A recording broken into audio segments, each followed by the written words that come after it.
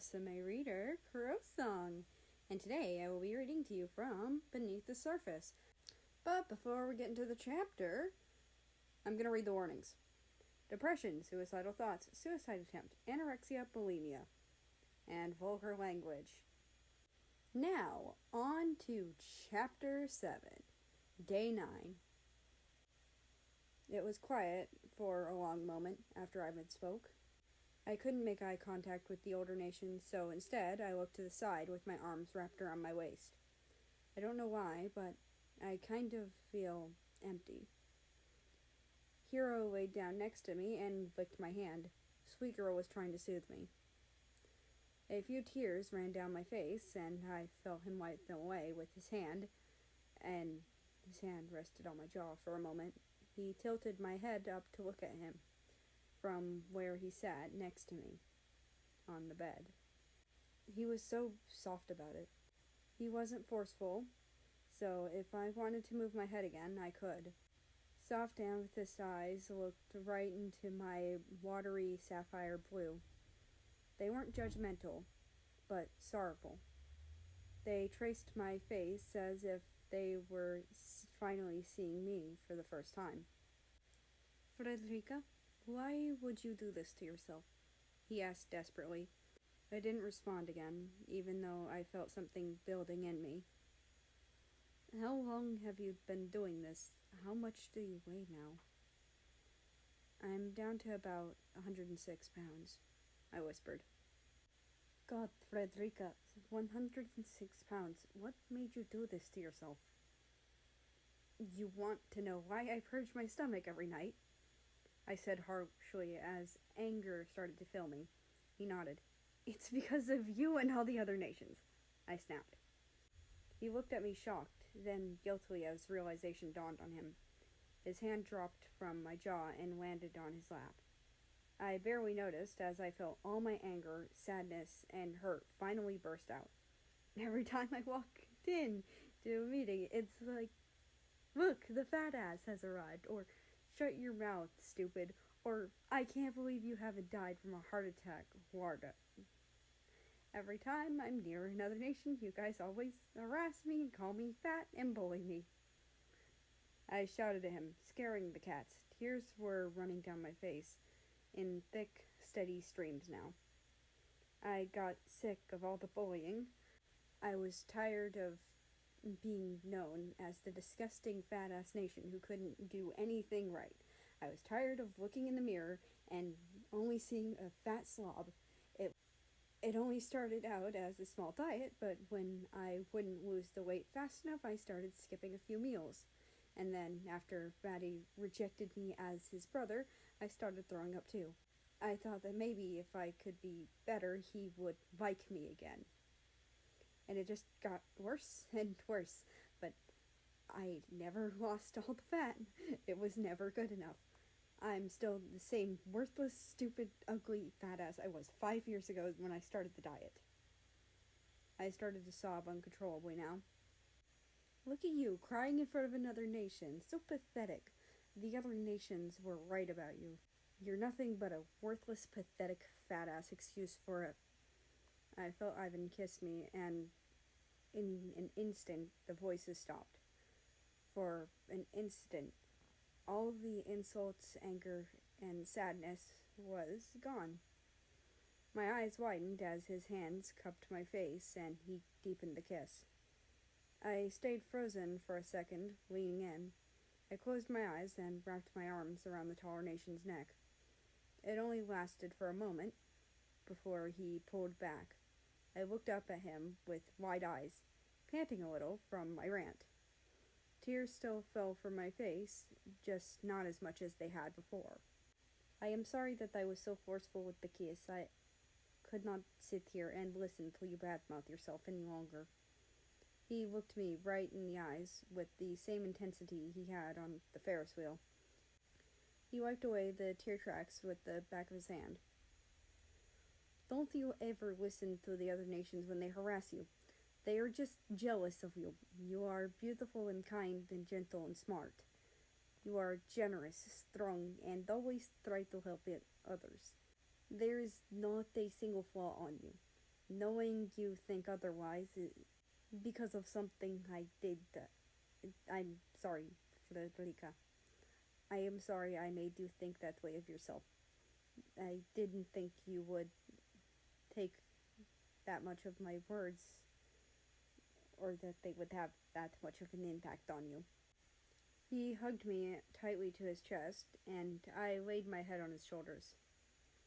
My big sis once told me to be careful with my words. They are the most powerful weapon that we have.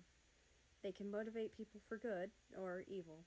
They can change an entire nation. They can heal a soul or destroy a heart. I told him softly. He gripped me tighter so that I could feel his heart in his chest. It has been so long that I felt the sting of words that I had forgotten how much they could hurt.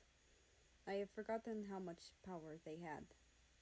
His hand lay gently and pet the back of my head as he talked. It was soothing enough to make the last of my tears stop. He pulled back so I could see his face. I love you, Alfred, and I don't want to see you ever suffer like this again. I gasped at his confession. I had the feeling he liked me when he kissed me, but to hear the words made my heart leap. Do you mean that? Da, I have loved you since your revolution. I wanted to confess back then, but you were so young. You needed time to learn how to stand on your own two feet.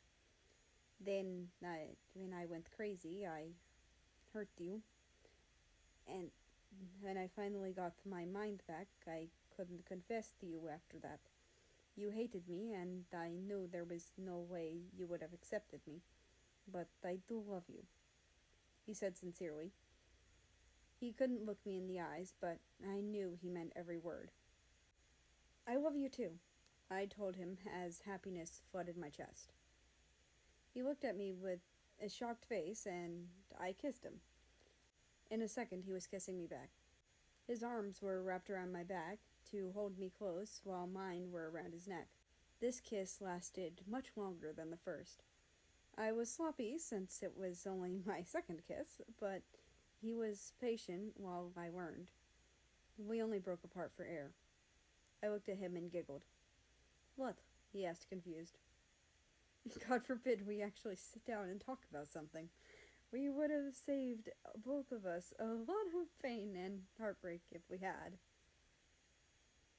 I told him as I played with a strand of his hair. Da, he chuckled. Now come, Frederica. I want you to eat something after throwing up dinner. He took my hand and stood up, but I hesitated for a moment. He looked at me confused while I stayed where I was. I bit my lip, nervous of what I was about to do, but I knew I needed to. I took my hand from his and pulled off my jacket. I didn't look at him as it slid off, revealing my scarred arms. I heard him take in a sharp breath, and I ducked my head. Frederica, he said softly, and picked up my hands. He looked at the scars and even traced a few of them. I didn't want you to find out another way. I'm sorry, I said quietly as tears threatened to spill again. He kissed both of my wrists, right on the scars. Do not be sorry. It is the rest of the world that should be sorry, myself included. Why are some of these like this? He asked, and I looked to see him tracing a long, deep scar. Those ones are the ones made when I tried to kill myself, I said softly, half hoping he didn't hear me. I felt him freeze up when I said that. He pulled me to him and hugged me tighter than ever before. It borderline crushed me, but it felt good at the same time. Please, Alfred, never do this again. I can't live in a world without your bright smile in it, he whispered in my ear. I nodded in agreement. We held each other for a long time, one of us trying to heal, the other trying to be healed. It was nice, once you get past the dark reason why. It was peaceful, and it even made me feel at ease. Eventually, we needed to let go, though. Come, I'm still determined to get something in your belly, he said, pulling my hand again. This time I followed with both cats in tow. He pulled me into the kitchen and immediately got to working on something. I busied myself with getting the cats some tuna. Sure, they'll be getting an extra helping, but I didn't care too much. The cats didn't seem to care much either. Once again, Lampushka let Hero eat most of his as well before eating himself. I've been making sure to leave out an extra kibble lately because of my cat's newfound gluttony. I started to have a suspicion as to why, but I'm choosing to ignore it for the time being. I sat down at the island and waited. While I waited, I thought about what happened tonight. It was a lot, and I needed to process it all. As I thought about it, most of my thoughts kept leading back to the kisses. I now know he loves me, but are we in a relationship? Does he want to wait for that part? I decided the best way to get an answer is to ask. Hey, Vanya? I called out. Da? He turned to look at me. I looked down shyly before asking. Those kisses, do they mean we're in a relationship now? Are you my boyfriend? I heard him walking over and looked up. He smiled gently and cupped my face. He leaned down and kissed me softly. He pulled back after a moment with a small smile. Da, I am your boyfriend now, and you are mine. Another blush creeped up on my face as he went back to cooking. A big smile made its way on my face, and I turned back around the right way. I played with my phone for a while until he was done cooking. When he was done, he brought a bowl over and placed it down in front of me. He sat across with me with his own bowl. I could tell based on smell that it was potato soup. I scooped up a spoonful and hesitated for a second. Do you really want to do this? All the work down the drain. You're going to get fat again. Put down. Hey. I looked up to see Ivan staring at me. Whatever is going on in your head, shut it down. You're not fat and you deserve to eat. Anything you want, you can have. I smiled at him and took a mouthful. It was thick and creamy, with some cheese in it. I knew he put that in to help me gain back weight, but I found that I didn't mind. Seeing him put effort into getting me healthy again made me feel cared for. I hadn't felt like this in years. A small smile made its way back to my face. I had one arm on the table while I was eating. It was just resting there when I felt his hand take mine. He ran a thumb over my knuckles in a soothing way. I looked up at him questioningly. I'm just happy that I can finally hold your hand, he told me, and my heart melted. I blushed and looked back at my meal. The meal was mostly in silence, with little talk here and there. By the time I got halfway through my bowl, I was full. The soup was heavy in my stomach, and I couldn't fit any more in it. I felt a little bad since he went through all the trouble to make it. Sorry, I can't eat any more. I'm full, I told him sheepishly. How? You were able to eat more than that before, he asked suspiciously. Before, I would overstuff my stomach to not tip you off. I was able to do it because I knew I was about to throw it up. I know you won't let me throw this up. Damn right I won't. So I can't eat as much, I told him. I see. Then it is okay. I'm going to rinse your bowl out. You stay right there, he said sternly. You got it, I said cheekily.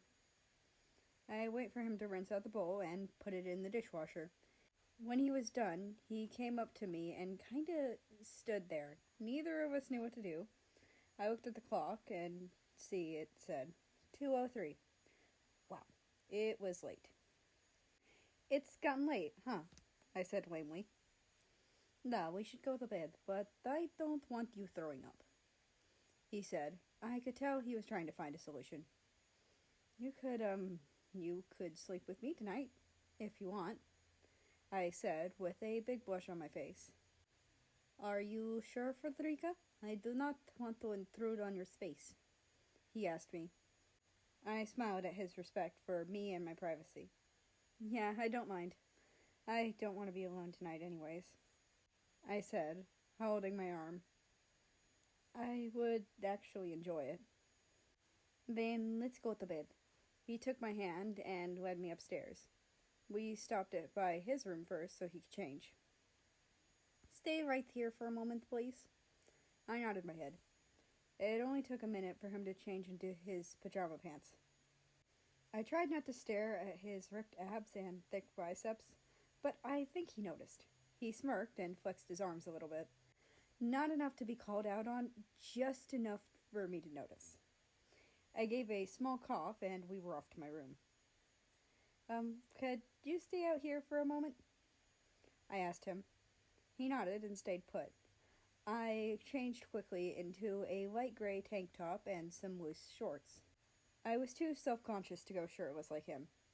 I opened the door to let him and the cats in. I got into bed on the right side, while Ivan took the left. Hero and Lampushka went to the foot of the bed, where they'll have plenty of room to stretch because of how big the bed was. When I settled down, Ivan pulled me close to him, so he spooned me. One of his arms was wrapped protectively around my waist to hold me close. The other came up under my pillow and grabbed a hold of my hand.